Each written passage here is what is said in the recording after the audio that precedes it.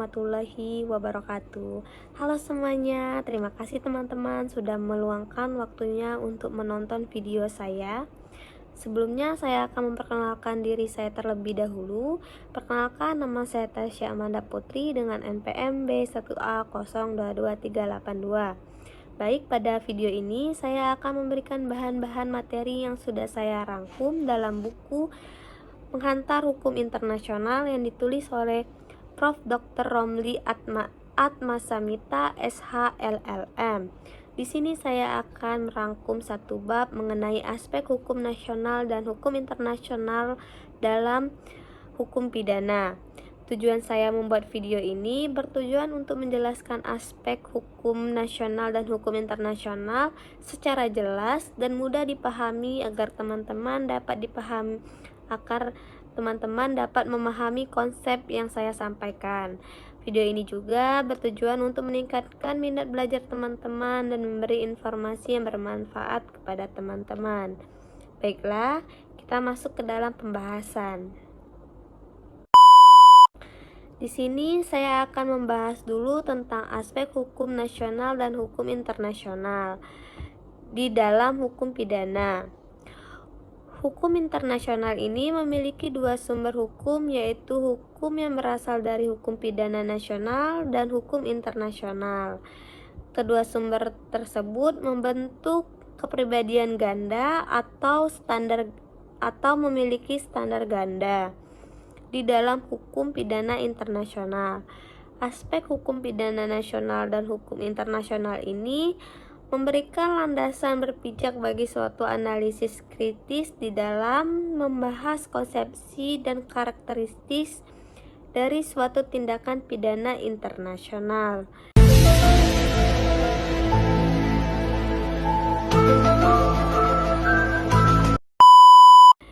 Di dalam aspek ini juga yang pertama itu ada hubungan antar hukum internasional dan hukum nasional. Hukum pidana nasional ini hukum yang berkembang dalam kerangka peraturan perundang-undangan suatu negara didasarkan pada sumber hukum nasional. Sedangkan hukum pidana internasional ini hukum yang mengatur hubungan antar negara dan menetapkan hak serta kewajiban negara dalam permasyarakat internasional. Dalam teori hukum internasional ini telah berkembang dua pandangan tentang hukum internasional, yaitu pandangan yang pertama dinamakan voluntarisme dan pandangan kedua objektivis. Pandangan yang berbeda ini membawa akibat berbeda karena sudut pandang. Sudut pandang yang pertama itu akan mengakibatkan adanya hukum internasional dan hukum nasional sebagai satuan perangkat hukum yang hidup berdampingan dan terpisah. Sedangkan pandangan yang kedua menganggapnya sebagai bagian dari satu kesatuan perangkat hukum. Kedua perangkat hukum nasional dan hukum internasional ini mempunyai sumber kelainan. Hukum nasional bersumber pada kemauan negara, sedangkan hukum internasional bersumber pada kemauan bersama masyarakat negara.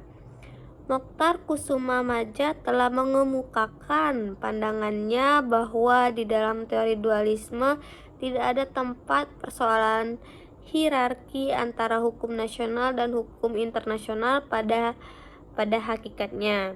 Kedua perangkat hukum ini tidak saja berlain dan tidak tergantung satu sama lainnya. Yang di sini yang pertama itu ada paham monisme dengan primat hukum nasional. Paham ini juga mengemukakan bahwa dalam hubungan antara hukum nasional dan hukum internasional yang utama itu adalah hukum nasional. Paham monisme dengan primat hukum nasional mengemukakan bahwa hukum internasional tidak lain merupakan lanjutan hukum nasional untuk urusan luar negeri. Paham ini juga pada hakikatnya menganggap bahwa hukum internasional bersumber pada hukum nasional. kelemahan paham monisme dengan primat hukum nasional juga menurut Mokhtar Kusumaja, yaitu kelemahannya paham ini terlalu memandang hukum itu sebagai hukum yang tertulis semata-mata, sehingga hukum internasional ini dianggap hanya hukum yang bersumber perjanjian internasional saja. Pada hakikatnya, paham kaum monisme dengan primat hukum nasional merupakan penyangkalan terhadap adanya hukum internasional yang mengikat secara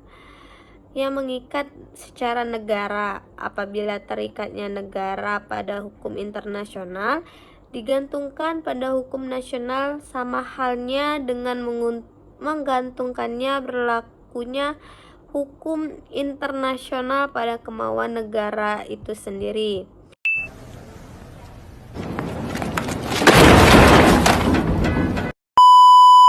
Yang kedua itu ada paham monisme dengan primat hukum internasional. Paham ini juga hukum nasional tunduk pada hukum internasional dan pada hakikatnya berkekuatan berdasarkan suatu pendelegasian wewenang dari hukum internasional. Paham ini dikembangkan oleh mazhab Wina. Kelemahannya juga paham ini bahkan pandangan hukum nasional bergantungan pada hukum internasional dan mau tidak mau mendalilkan pula bahwa hukum internasional telah ada lebih dahulu dari hukum nasional. Maka dari itu tidak dapat dipertahankan pula dalil yang menyatakan bahwa kekuatan mengikat hukum nasional diperoleh dari hukum internasional atau hukum nasional merupakan derivasi dari hukum internasional. Terhadap persoalan pandangan tersebut, monisme dan dualisme ini, Mokhtar Kusumaja mengemukakan kesimpulan bahwa kedua paham tersebut tidak mampu memberikan jawaban yang memuaskan. Pada pandangan dualisme memiliki hukum nasional dan hukum internasional sebagai dua perangkat ketentuan hukum yang sama sekali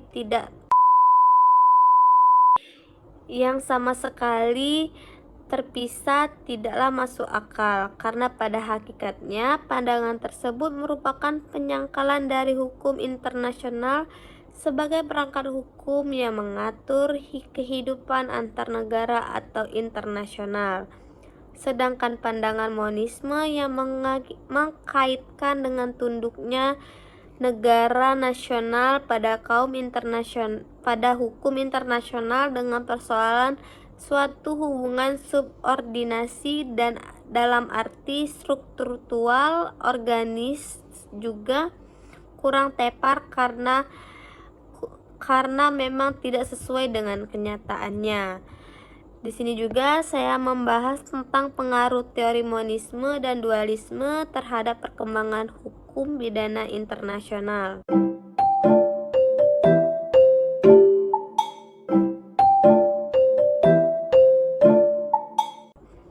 Masyarakat internasional sudah sepakat bahwa teori monisme dan dualisme sudah tidak sejalan dengan perkembangan masyarakat internasional sampai saat ini. Memperkuat pandangan bahwa kedua teori tadi tidak dapat dipertahankan lagi, sekalipun dalam praktik hukum internasional, dominasi teori monisme dengan primat hukum nasional dan teori monisme dengan primat hukum internasional dalam praktik hukum internasional ini secara nyata tersirat dari masalah konflik yurisdiksi kriminal antara dua negara dalam kasus tindak pidana narkotika lintas batas teritorial. Di sini juga ada beberapa kasus hukum internasional terkait yurisdiksi kriminal oleh Amerika Serikat, yaitu yang pertama itu ada kasus United States v. Alvarez Machain pada tahun 1992. Humberto Alvarez Machain, seorang dokter asal Meksiko, diculik oleh agen DA dari kantornya di Meksiko dan dibawa ke Amerika Serikat atas dugaan keterlibatan dalam penyiksaan dan pembunuhan agen DA Enrique Camarena. Pemerintahan Meksiko memprotes penculikan ini sebagai pelanggaran perjanjian ekstradisi pada tahun 1981. Namun, Mahkamah Agung Amerika Serikat memutuskan bahwa cara tersangka dibawa ke pengadilan tidak mempengaruhi yurisdiksi pengadilan atas dirinya, termasuk jika dilakukan dengan penculikan oleh aparat pemerintah. Yang kedua itu ada kasus United States v. Verdugo Urquidez pada tahun 1990. Verdugo, warga Meksiko, dituduh penyelundupan marijuana ke Amerika Serikat. Setelah ditangkap di Meksiko dengan bantuan kepolisian setempat, rumahnya digeledah oleh DA tanpa surat pemerintah. Verdugo menyatakan penggeledahan ini melanggar amandemen keempat Konstitusi Amerika Serikat. Mahkamah Agung Amerika Serikat memutuskan bahwa perlindungan amandemen keempat tidak berlaku bagi warga asing di wilayah Amerika Serikat, sehingga bukti yang diperoleh tetap sah. Yang ketiga itu ada kasus United States v. Bierman pada tahun 1988. Bierman adalah warga Inggris yang ditangkap karena membawa 700 pon marijuana di kapal bendera Inggris di Laut Lepas dekat California. Ia beralasan bahwa Undang-Undang Amerika Serikat tidak berlaku padanya. Namun pengadilan menyatakan bahwa pasal 1903 dari Undang-Undang Amerika Serikat berlaku untuk kapal yang berlayar di laut lepas bila negara asal tidak keberatan, dan bahwa tindakan penegakan hukum Amerika Serikat sah karena ada izinnya dari Inggris. Kesimpulan dari tiga kasus itu, perbedaan penafsiran yang sering terjadi mengenai penerapan berlakunya hukum nasional suatu negara atas suatu kasus tindak pidana internasional di luar batas teritorial negara yang bersangkutan. Dalam menghadapi kasus tindak pidana internasional yang membayangkan ketahanan nasional suatu negara, peraturan tentang locus delicti atau tempat tindak pidana di luar batas teritorial perlu dipertimbangkan dalam membentuknya hukum pidana nasional. Di sini saya akan membahas tentang dominasi kepentingan negara nasional dan kepentingan internasional, yaitu kasus Noriega. Kasus Noriega ini menyoroti domasi kepentingan nasional suatu negara atas kepentingan internasional, khususnya dalam konteks penegakan hukum pidana lintas negara. Kasus ini juga bermula dari tindakan Amerika Serikat yang menangkap dan membawa Jenderal Noriega, mantan Presiden Panama, ke Amerika Serikat atas tuduhan perdagangan narkotika. Meskipun Noriega berada di wilayah Panama yang merdeka dan berdaulat, tindakan ini dianggap sebagai pelanggaran ekstrim terhadap asas kedaulatan negara lain dan memperlihatkan bagaimana kepentingan nasional Amerika Serikat diutamakan di atas prinsip-prinsip hukum internasional dan kedaulatan negara lain. Dalam praktik hukum internasional ini, sering terjadi perbedaan penafsiran dan penerapan antara hukum nasional dan hukum internasional, terutama terkait yurisdiksi pidana lintas negara. Asas yang dominan dalam kasus-kasus seperti Noriega ini adalah asas perlindungan dan asas kepribadian aktif, di mana negara merasa berhak menegakkan hukumnya di wilayahnya jika menyangkut kepentingan nasional yang vital. Hal ini seringkali mengalahkan asas teritorial yang menjadi prinsip utama kedaulatan negara. Amerika Serikat juga membenarkan tindakannya, yaitu menggunakan doktrin perlindungan dan efek doktrin yang berakar dari kasus Alcoa pada tahun 1945, bahwa negara dapat menuntut siapapun yang tindakannya di luar negeri berdampak pada negara tersebut.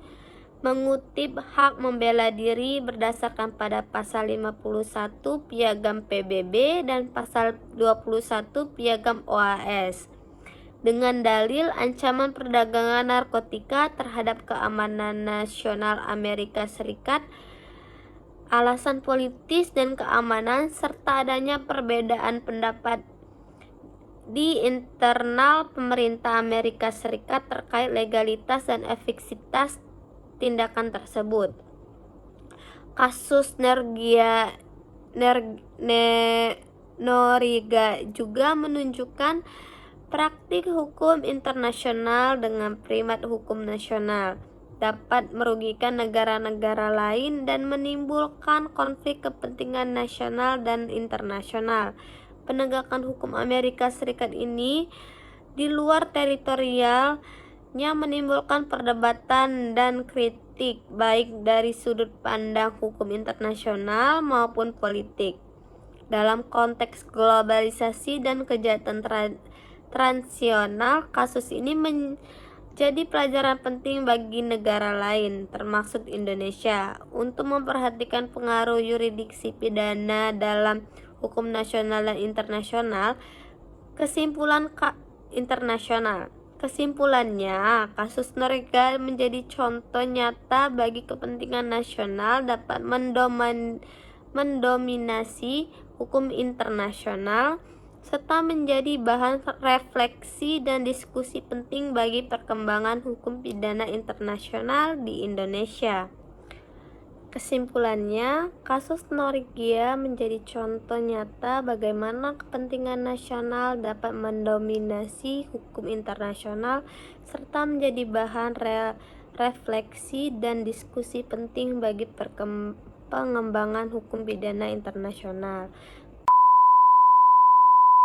Karena kita sudah di ujung pembahasan, saya akan menutup video ini. Bila ada salah kata, saya mohon maaf. Wassalamualaikum warahmatullahi wabarakatuh. Bye-bye.